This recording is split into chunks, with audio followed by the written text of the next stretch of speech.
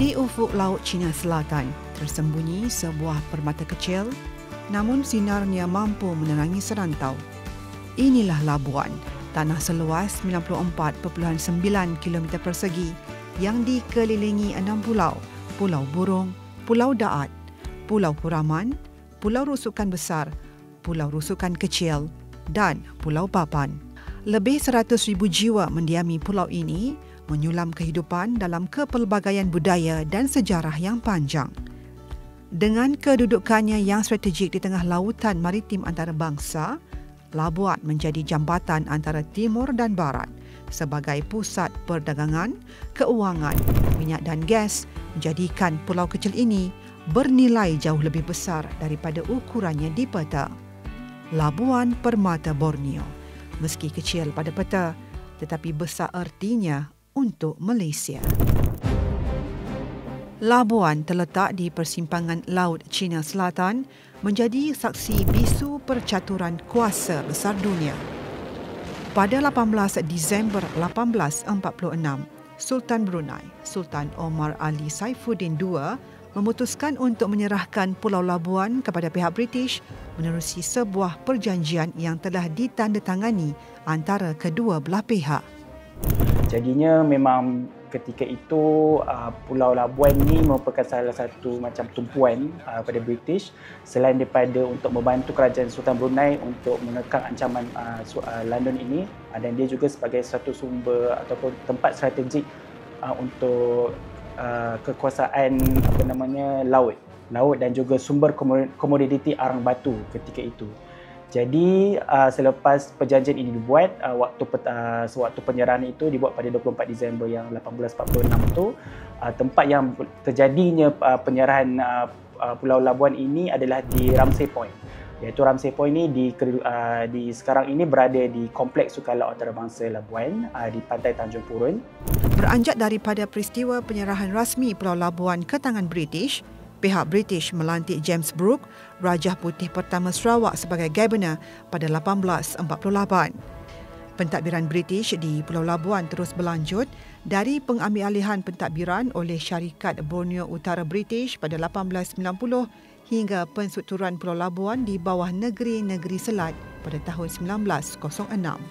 Awal Januari 1942, Tentera Darat Jepun ke-35 di bawah komando Tentera Darat Jepun ke-37 yang berpangkalan di Kuching mula menawan kawasan pesisir termasuk Labuan.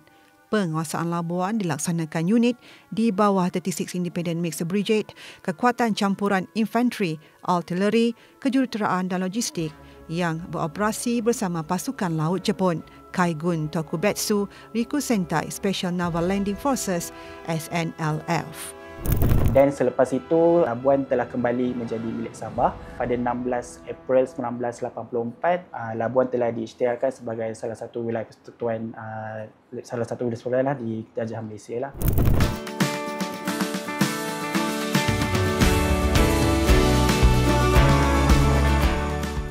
Namun, di sebalik pembangunan moden, denyut nadi Labuan tetap berakar pada masyarakatnya. Lebih 100,000 jiwa dari pelbagai etnik dan budaya yang bersama-sama membentuk identiti sebuah wilayah kosmopolitan di Laut Cina Selatan. Jabatan Wilayah Persekutuan melalui Perbadanan Labuan menjadi peranan penting dalam melakar haluan pembangunan berserta kemajuan Wilayah Persekutuan Labuan. Di sepanjang jalan di pusat bandar, elemen moden dan klasik berpadu membentuk suatu lanskap unik. Kehidupan ekonomi terus berputar, masyarakatnya giat membangun dan institusi pendidikan yang terbina menjadi saksi bahawa ruh kemajuan Labuan berakar pada pembangunan insan.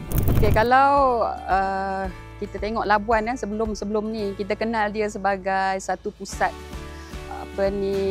keuangan pesisir pantai dan juga oil and gas. Jadi kami di Jabatan Wilayah Persekutuan nampak melihat ada potensi-potensi lain untuk pembangunan ekonomi di Labuan ni. Yang kami nampak perkara yang paling orang kata quick win lah yang kita boleh buat adalah sektor pelancongan. Bagaimana kita perlu dan kita harus merancakkan sektor pelancongan di Labuan selain daripada kita nampak potensi dari segi blue economy. Kalau kita lihat dari segi pelancongan misalnya kami beri keutamaan dahulu kerana kita boleh nampak impak segera kepada komuniti. Kalau kita pada tahun lepas sahaja, saya rasa lebih 14% masukkan pelancong ke Labuan bertambah berbanding tahun sebelumnya. Di bawah rancangan struktur Labuan 2040, pembangunan wilayah ini dilakar untuk masa depan yang lebih tersusun. 5 tonggak menjadi perpaduan daripada kemampanan ekonomi rakyat hingga kewarisan yang terus dijaga. Labuan melangkah maju dengan keseimbangan sebagai nadi. Jadi pembangunan-pembangunan yang akan dilaksanakan nanti perlu melalui ataupun mematuhi garis panduan ataupun peraturan-peraturan yang ditetapkan supaya nanti setiap pembangunan yang dibuat tidak mengganggu bukan sahaja warisan tetapi dari segi lanskap Labuan ini sendiri dan ekosistem yang ada di sini. Maksudnya kita tidak akan kompromis pembangunan dengan warisan kita dan juga dengan persekitaran. Yang itu semua telah kita gariskan di dalam rancangan struktur 2040 Labuan. InsyaAllah. Seperti yang saya maklumkan tadi, rancangan struktur ini sebelum kita bangunkan, kita dapatkan pandangan-pandangan daripada komuniti setempat. Komuniti setempat ni maksudnya bukan sahaja daripada rakyat biasa, tetapi juga kepada stakeholder yang lain supaya masing-masing mempunyai rasa sense of belonging tersebut dan ownership kepada pembangunan Labuan tersebut. Sebab kita nak masing-masing merasakan bahawa pembangunan Labuan ini adalah contribution daripada rakyat seluruhnya.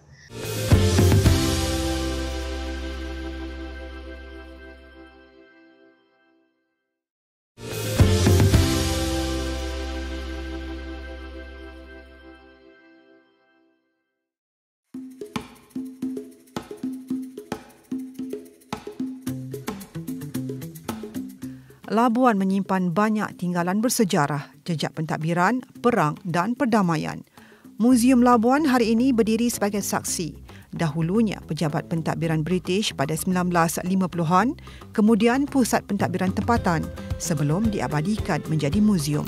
Menara Chimney dibina daripada bata merah pada abad ke-19 mengingatkan kita pada era pelombongan arang batu yang suatu ketika dahulu merancakkan pulau ini. Di Surrender Point, Jepun menyerah kalah kepada tentera bersekutu pada 1945, sebuah titik yang menandakan berakhirnya perang dan bermulanya era baru. Lebih jauh ke belakang, Ramsay Point merekodkan penyerahan Labuan oleh Kesultanan Brunei kepada British pada 1846 dan di sinilah juga tentera Australia mendarat dalam operasi Obosik untuk membebaskan Labuan. Warisan-warisan ini pernah menjadi pentas sejarah besar dunia. Malah dengan kisah legenda seperti Awang Semaun, pulau ini berpotensi melangkah lebih jauh menjadikan sejarah dan mitosnya sebagai produk budaya dan identiti baru untuk penjenamaan Labuan.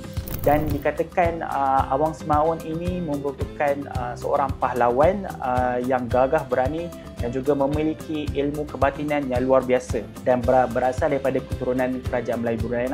Cerita lisan mengenai Awang Semaun ni kurang ditengahkan dan sebenarnya ia adalah salah satu yang saya rasa amat menarik untuk orang ramai tahu dan juga terutamanya masyarakat Labuan. Bahawa kalau di Semenanjung kita ada, especially di Melaka kita ada Hang Tuah. Jadinya sebenarnya di Labuan ni sebenarnya dia pun ada warrior dia sendirilah iaitu Awang Semaun. Dan saya rasa cerita legenda ataupun cerita tempatan yang Awang Semaun inilah masyarakat perlu tahu dan kita boleh mengambil iktibarlah bahawa sebenarnya penduduk masyarakat Labuan ni boleh berdiri ataupun pernah berdiri setanding dengan pahlawan-pahlawan yang kita ada juga di Semenanjung. Dengan melihat kepelbagaian warisan sebagai satu kekuatan, Ketua Pengarah Jabatan Wilayah Persekutuan Datuk Seri Norida Abdul Rahim percaya ia mampu menjadi platform terbaik dalam melibatkan setiap anggota masyarakat dalam pendekatan in silo dengan pendekatan nasional. Kalau kita lihat negeri-negeri lain, saya boleh ambil contoh, saya selalu kagum dengan Sarawak. Sebab saya melihat bagaimana kepelbagaian warisan di situ menjadi satu kekuatan kepada negeri Sarawak. Juga di negeri-negeri lain, Sabah pun sama. Jadi di landscape Borneo ini saya nampak Labuan juga mempunyai keunikan yang perlu kita tonjolkan supaya menjadi satu tarikan kepada pihak luar. Dan dalam masa yang sama, Jabatan Wilayah Persekutuan dan juga bukan sahaja Labuan tetapi wilayah Sultan Putrajaya, wilayah Persekutuan Kuala Lumpur sedang membina satu branding untuk Tahun Melawat Malaysia 2026 yang kami akan bawa satu branding utama 3 wilayah yang kita namakan Persona 3W dengan hashtagnya 3 cerita 1 jiwa.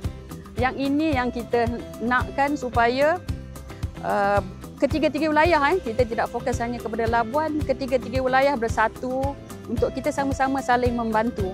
Bukan kita nak satu ke kiri, satu ke kanan, satu ke tengah, tetapi kami bergerak sederap di bawah jawatan wilayah persekutuan. Batik Linut membawa bersama cerita Ambuyat, warisan masyarakat Labuan. Melalui tangan usahawan, ia dihidupkan semula sebagai lambang jati diri. Sebenarnya pertama kali saya nampak batik Linut ni, saya nampak dekat Kuching, Sarawak lah. Saya nampak benda ni memang unik. Biasa batik kan guna lilin. Bila saya nampak mereka buat daripada linut, ataupun di sini panggil linut tu ambuyat. Macam saya rasa betul kan ni ambuyat atau linut. Ambuyat yang kita buat batik ni itu merupakan kira macam makanan tradisi. Ya, banyak orang mengenali Labuan sebagai duty free island. Tetapi sebenarnya Labuan lebih dari sekedar duty free island. Kami banyak sekali menawarkan tempat-tempat yang sangat cantik sekali di Labuan, mulai dari dia punya dasar lautan sampai kepada daratan dia. Kalau kita tengok Labuan ni, salah satu tempat yang menarik di mana mungkin ramai yang tidak tahu, di mana kita ada tempat menyelam, di mana divers ni kalau ada certification from PADI, memang diorang boleh dive. Kalau tidak pun kita boleh juga pergi ke pulau. Labuan ni sebenarnya ada lagi pulau, okey. Pulau Kuraman, di mana pulau tu memang cantik. Dia kalau nak setanding dengan pulau-pulau di Simpadan memang ada fight. Jadi mungkin dengan kita punya craft-craft batik, manik apa semua yang ada di galeri ni, mungkin orang macam boleh sedar ada munculnya ada Labuan. Jadi apa yang kita harapkan pelancongan ini supaya tidak ketinggalan lah. Dan seperti mana di tempat-tempat lain, kemajuan dalam bidang pelancongan ini maju, dan kita berharap juga keadaan yang sama. Kita mengharapkan juga kemajuan ini dapat dirasai oleh penduduk Labuan. Bagi pendapat saya untuk di bumi Labuan ni, pembangunan masih kurang lagi. Tapi sampai sekarang ni, jika nak dibandingkan dulu dengan sekarang, ada peningkatan sudah. Jadinya ada pelbagai event-event di sini, pembangunan pun membangun, dan untuk promosi pelancongan pun dekat sini pun makin bertambah. Untuk Ifrun Pulau Labuan, saya rasa dia ingatkan industri pelancongan. Asap Labuan ni dikelilingi dengan pulau-pulau yang menarik seperti Pulau Rusukan. So dia sebenarnya lagi upgrade pelancongan di sini untuk menarik orang luar untuk datang ke Pulau Labuan. Labuan bukan sekadar sebuah monumen, tapi ianya menyimpan memori penjajahan, nadi ekonomi dan denyut komuniti setempat.